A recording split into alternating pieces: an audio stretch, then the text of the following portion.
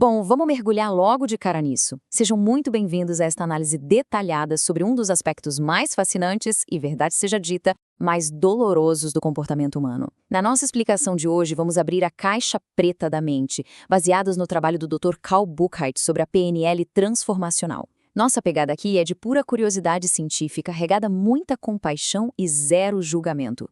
Nós vamos desvendar essas engrenagens invisíveis que rodam lá no fundo do nosso sistema nervoso e que, por incrível que pareça, acabam desenhando os limites de tudo o que a gente vive.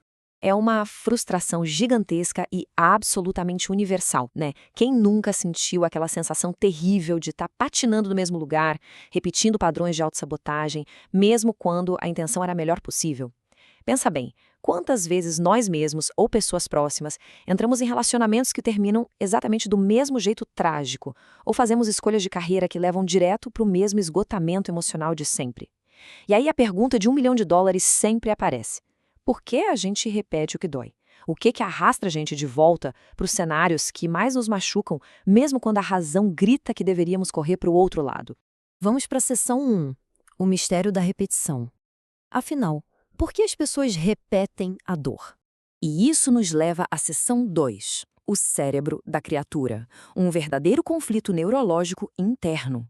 Olha só, a primeira coisa é enquadrar isso não como um defeito, mas como um verdadeiro mistério psicológico. Nossas repetições mais frustrantes não são falta de caráter ou preguiça. Na verdade, pasmem, elas são criadas pelo esforço impecável do nosso cérebro para nos manter vivos. Rola um conflito pesado lá dentro. De um lado, temos a nossa parte mais complexa, o cérebro humano. Ele quer amar, ser amado, aprender, crescer, evoluir. É a parte que sonha e planeja o amanhã. Mas do outro lado do ringue, a gente tem o cérebro da criatura. E olha, o cérebro da criatura não está nem aí para nossa felicidade. Ele é movido a puro medo e só quer uma coisa: sobrevivência física imediata. Para ele, não existe o conceito de futuro. Ele vive num eterno presente. É só hora de comer ou hora de fugir. Então, enquanto o lado humano quer desesperadamente mudar de vida, a criatura puxa o freio de mão com toda a força, porque na linguagem dela, qualquer mudança é um risco não testado. É tipo,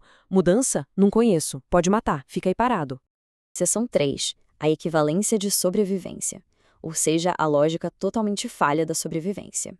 É bem no meio desse cabo de guerra que a lógica falha da sobrevivência entra em ação. O grande problema do cérebro da criatura é que ele não cria significados profundos, ele só faz associações diretas, meio que tirando conclusões precipitadas que bagunçam toda a nossa vida. E o nome desse fenômeno é equivalência de sobrevivência. Mas o que isso quer dizer na prática? Imagina uma criança vivendo num ambiente super tóxico, onde ela é punida com uma vergonha intensa e humilhante o tempo todo. A dor dessa vergonha é tão gigante que o corpo entende aquilo como uma ameaça real de morte. Sabe aquela sensação literal de vou morrer de vergonha? Mas e aí, o que acontece? A criança não morre, o coração continua batendo.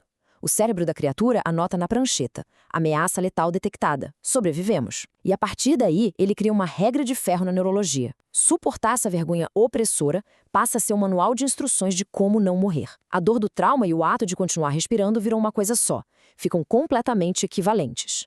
E aí vem uma parte que é ao mesmo tempo fascinante e um pouquinho assustadora. A famosa pergunta: a gente já morreu? De acordo com a pesquisa, se essa parte primitiva do cérebro falasse, essa seria a única métrica de sucesso que ela usaria.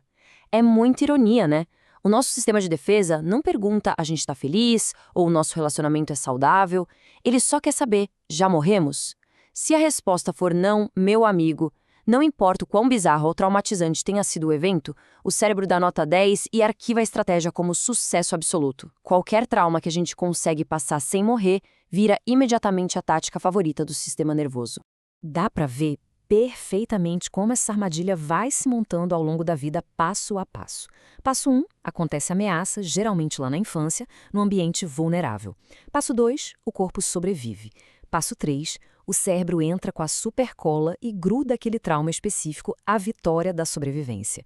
E aí, finalmente, o passo 4, que é o impacto devastador no longo prazo. A pessoa cresce e, sem fazer a menor ideia do porquê, passa a buscar traumas idênticos. O caos lá da infância vira um mapa oficial para escolher as amizades, os chefes e até os parceiros amorosos. A dor familiar se transforma na nossa zona de conforto neurológica. Seção 4. Padrões em quarentena. Por que a mudança positiva é tão difícil?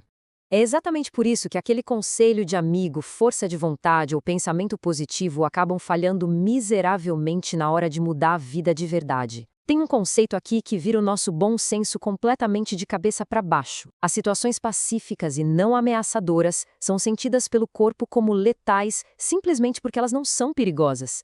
Loucura, né? A lógica é totalmente invertida. Se o cérebro acha que a gente só continua vivo porque aguenta um chefe abusivo ou um relacionamento tóxico, a ausência dessa toxicidade liga a sirene de emergência. É por isso que tanta gente brilhante se sente desconfortável quando a vida fica tranquila demais. Um ambiente de paz, sem aquele perigo familiar com o qual o nosso corpo aprendeu a lidar, gera uma ilusão de que algo horrível vai acontecer. Para o cérebro da criatura, o normal vira fatal.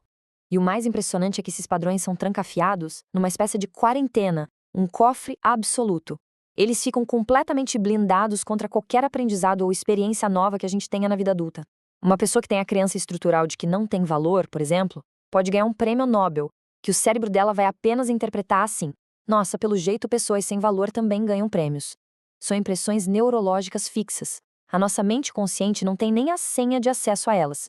Por quê? Porque o cérebro da criatura decidiu que mexer nisso é risco de vida. O resultado é essa repetição infinita de experiências, que tem exatamente a mesma forma emocional do passado, fazendo até as pessoas mais geniais tomarem decisões que parecem não fazer o menor sentido. Seção 5. A solução transformacional, resolvendo o passado no presente. É super compreensível bater aquele desespero, mas calma, existe um caminho incrível pela frente que não envolve culpar ninguém, nem a nós mesmos. O truque não é entrar numa guerra contra a nossa própria biologia, mas usar a ciência e o respeito para resolver esse passado diretamente aqui, no presente. É aqui que entra em cena todo o trabalho da PNL transformacional desenvolvida pelo Cal Buchheit. Essa metodologia foi criada cirurgicamente para desatar esse nó cego. Em vez de ficar cavocando a história só para perguntar por que as coisas aconteceram, a grande sacada é decifrar como essas memórias estão codificadas lá dentro do sistema. Tá, e como isso funciona na prática? É super preciso. O mais essencial de tudo é que essa abordagem respeita a intenção original do cérebro. Tentar simplesmente arrancar a crença velha dá ruim, porque o cérebro da criatura fez um trabalho espetacular mantendo a gente vivo até aqui e isso merece aplausos, não briga. O método vai fundo não só na história, mas na estrutura dos neurônios para recodificar aquela ameaça fantasma. É como avisar o sistema: galera, o perigo já passou, a gente sobreviveu com sucesso total e aquilo ficou lá no passado. Quando a nossa biologia finalmente relaxa e entende que a guerra acabou, os caminhos neurais podem ser atualizados, abrindo as portas na hora para que o novo aprendizado aconteça de um jeito leve e definitivo. Tem uma frase aqui que resume perfeitamente a compaixão e a clareza que a gente precisa ter com as nossas próprias vidas. Problemas atuais são apenas soluções brilhantes que passaram do tempo. Sabe aquele seu comportamento de autossabotagem? Aquela decisão ruim nos relacionamentos? No passado distante, essa foi a estratégia mais brilhante e perfeita que o seu sistema encontrou para sobreviver a um ambiente insuportável. É, ironicamente, o seu maior troféu de sucesso biológico. Entender isso tira um caminhão que culpa das nossas costas. O nosso sistema de defesa simplesmente esqueceu de desligar e agora só está precisando de uma atualização de software para rodar no mundo de hoje. O que deixa a gente com essa última provocação para fechar nossa análise de hoje. Quando nos depararmos com aquelas repetições teimosas ou decisões que parecem completamente irracionais, que tal mudar a lente? E se os padrões mais dolorosos das nossas vidas não forem monstros que precisamos destruir, mas apenas soluções geniais de sobrevivência criadas por uma mente incrivelmente eficiente e que, hoje, simplesmente não servem mais? Entender e atualizar essa lógica não é apagar o passado. É o primeiro passo de verdade para viver uma vida com escolhas livres, conscientes e muito, muito mais felizes no presente. Fica aí o convite para a gente refletir sobre as nossas próprias e brilhantes armadilhas de sobrevivência. Até a próxima!